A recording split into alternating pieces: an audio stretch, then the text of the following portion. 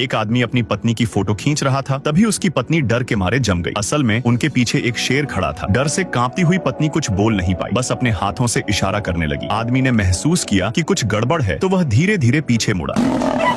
पत्नी ने चिल्लाकर कहा भागो, लेकिन आदमी ने उसे जोर से पकड़ लिया। उसने समझाया कि शिकारी से भागने पर शेर का शिकार करने का इरादा और बढ़ जाता है, इसलिए उसने शेर की आंखों में आंखें डालकर उसे डराने की कोशिश की।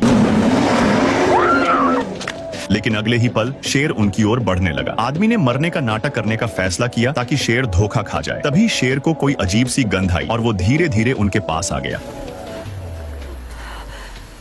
वो इतना करीब था कि उनकी सांसों पर शेर की सांस महसूस हो रही थी। उसी पल पत्नी ने अचानक सिर उठाकर सीधे शेर की आंखों में देख लिया। आदमी ने उसे रोकने की कोशिश की, लेकिन अब बहुत देर हो चुकी थी।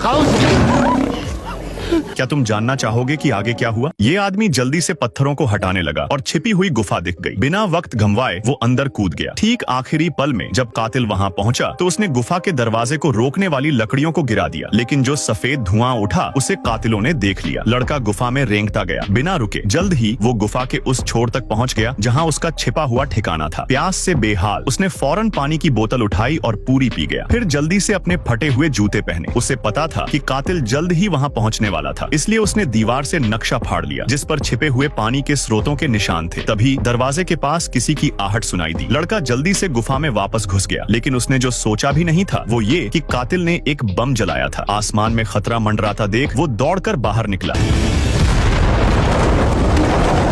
जैसे ही बम फटा वो आखिरी पल में गुफा से बाहर निकलने में कामयाब रहा। लड़के की किस्मत देखकर कातिल ने गोली नहीं चलाई। उसने सोचा कि धूप में भटकने से लड़का खुद ही मर जाएगा और कोई सबूत भी नहीं बचेगा, लेकिन लड़के ने उम्मीद नहीं छोड़ी। तपती धूप में भी उसने नक्शे के हिसाब से जमीन में दबा हुआ एक धातु का डिब्बा खोज निकाला। जब कातिल दूसरी तरफ देख रहा था उसने उसमें से गुलेल निकाल ली। फिर नक्शे के निशान के मुताबिक वो अगले स्थान पर पहुंचा। वहाँ जमीन के नीचे पानी का स्रोत छिपा था। उसने जल्दी से बाल्टी खींची और बिना कुछ सोचे पानी पीने लगा। तभी